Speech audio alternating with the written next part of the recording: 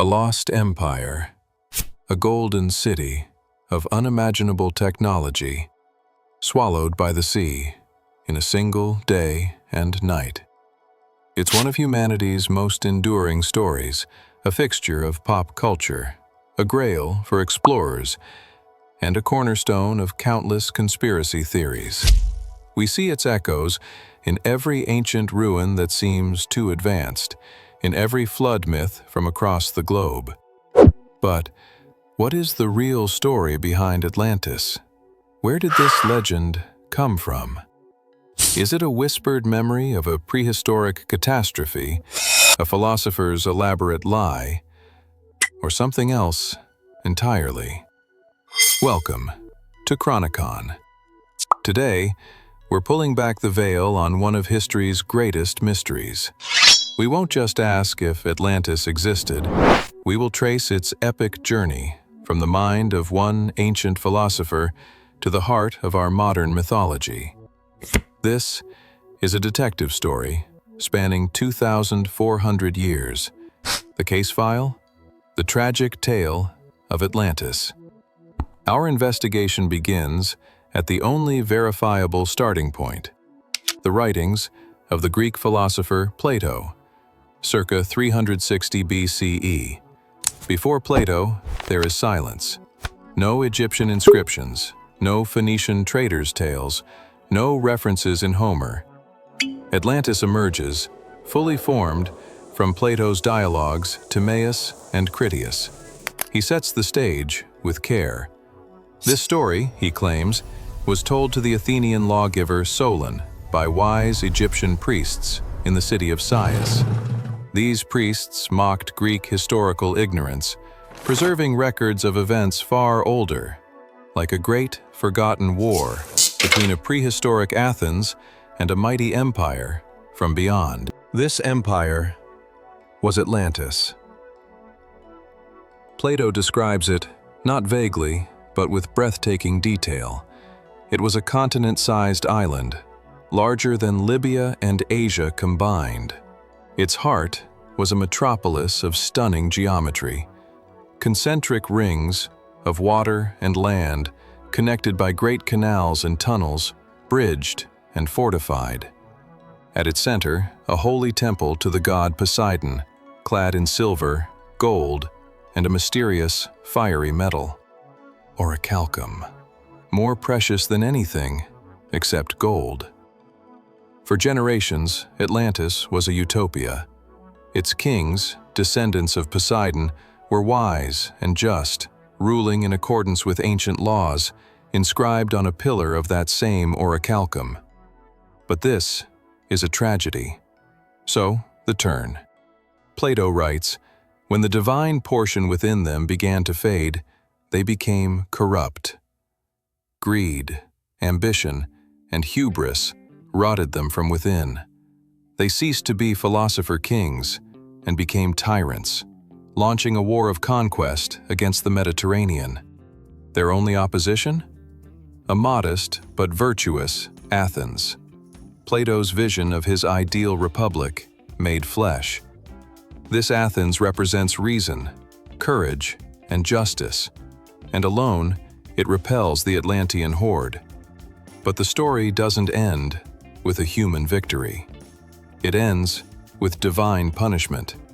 There occurred violent earthquakes and floods, and in a single day and night of misfortune, the island of Atlantis disappeared into the depths of the sea. Now, this is our crime scene, and our first suspect is Plato himself. We must ask, what was his motive? He was a philosopher, not a historian. Every element in his work serves a purpose. Atlantis is a mythos, a purposeful, moral story. It's a dialectical tool. The war isn't just a war, it's a clash of ideologies. Atlantis, materialism, imperialism, hubris, the corrupt soul. Prehistoric Athens, philosophy, moderation, justice, the ideal soul. Its destruction is the ultimate lesson in Nemesis, the inevitable downfall that follows arrogance. Plato was warning his own Athens, fresh from its imperial overreach and defeat in the Peloponnesian War. He was saying, "This is what happens when a great power forgets virtue." This is our foundational truth. The original Atlantis is not a lost chapter of history. It is a philosophical weapon. But a story this potent couldn't be contained. It escaped the pages of philosophy and began a life of its own, mutating with every era it touched. For centuries after Plato, most educated Greeks and Romans, like Aristotle, seem to have taken it as a fictional allegory. But the seed was planted. The Renaissance and the Age of Exploration watered it. As European ships mapped the Americas, the Atlantic Ocean was no longer a mythical void. Scholars like Francis Bacon saw Atlantis not as a past tragedy, but as a future potential, a scientific utopia in his book, New Atlantis. But the true Big Bang of the modern Atlantis myth occurred in 1882, with a book that became a surprise international bestseller, Atlantis, the Antediluvian World, by Ignatius Donnelly. Donnelly, a former U.S. congressman, made a shocking pseudo-scientific argument. Atlantis was literally, historically, real. And not just real, it was the mother culture of all ancient civilizations. He argued its survivors, fleeing the cataclysm, brought agriculture, astronomy, and pyramid building to Egypt, Mexico, and India. Donnelly's genius was to connect dots across the globe. He offered a simple, romantic answer to complex questions of parallel cultural development. His work was a sensation. It created the template for all modern alternative history. Suddenly, Atlantis was no longer just a story. It was a lost chapter in humanity's textbook, suppressed by mainstream academia. The 20th century took the myth into the realm of the mystical. Theosophy, led by Madame Blavatsky, placed Atlantis in a cosmic history. Atlanteans became the fourth root race, psychic giants who wielded powerful, vril energy, and whose misuse of it led to their destruction. Then came Edgar Cayce, the sleeping prophet.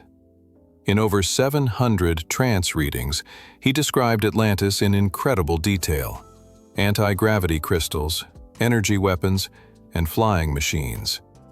He prophesied that parts of Atlantis, specifically near Bimini, would rise again in the 1960s. When the so-called Bimini Road, a natural limestone formation, was discovered in 1968, it was hailed by believers as proof of Cayce's accuracy. And, in its darkest incarnation, the myth was co-opted by the Nazi SS. The Ahnenerbe, their occult research branch, sought Atlantis as the primordial homeland of the Aryan master race, giving their toxic ideology a mythic, ancient pedigree. Finally, Atlantis was absorbed into the bloodstream of global pop culture. It became a versatile setting, a source of ancient superscience, a lost world of adventure, a visual spectacle. In every iteration, it reflects our contemporary fears of nuclear war, environmental collapse, or the dangers of technology. With 2 millennia of myth-making piled high, is there any factual core? Let's be clear on the central claim. There is zero geological or archaeological evidence for a continent-sized civilization sinking in the mid-Atlantic around 9,600 BCE. The seafloor there is ancient basalt, not drowned marble. But what if Plato's genius was in synthesizing real traumatic memories into his allegory? Could Atlantis be a composite phantom? The most compelling real-world inspiration is the Minoan civilization, centered on Crete with a major settlement on the island of Thera, Santorini.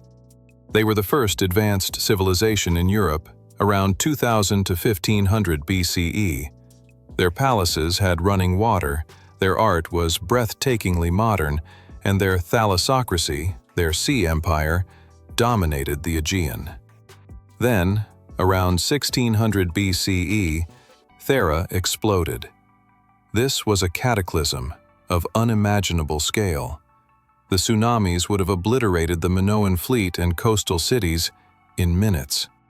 The ash blotted out the sun, crippling agriculture.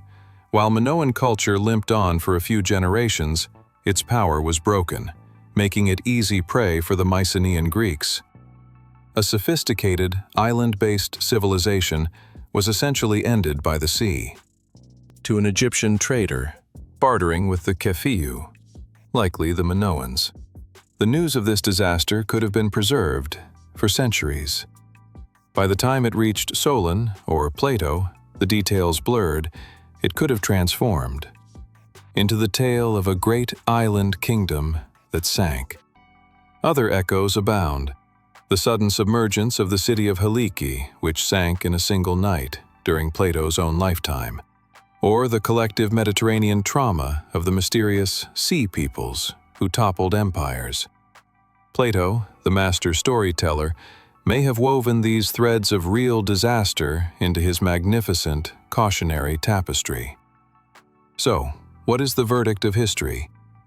The historical Atlantis, the continental empire of 9600 BCE, almost certainly did not exist.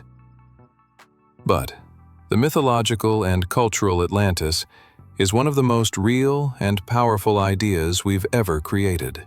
Atlantis endures because it is the perfect metaphor. It is a vessel we keep filling with our own anxieties and aspirations. In an age of climate change, it's a story of environmental cataclysm. In an age of technological hubris, it's a warning about weapons of mass destruction. In every age, it's a lament for a lost golden age, and a mirror held up to our own civilization's flaws. The true tragedy of Atlantis is not that a city was lost. The tragedy is that the pattern it describes, rise, hubris, fall, is eternally repeatable. The genius of Plato was to craft a story so archetypal that every generation sees its own reflection in the drowned towers. We will likely never find the ruins of Atlantis, but that's because we're not supposed to. We're supposed to fear building them in the first place. What lost legend or historical mystery should we dive into next? Let us know in the comments. If you want to join us in uncovering the layers of our past, please like, subscribe, and hit the bell for more deep dives into the shadows of history. This is Chronicon. Thanks for watching.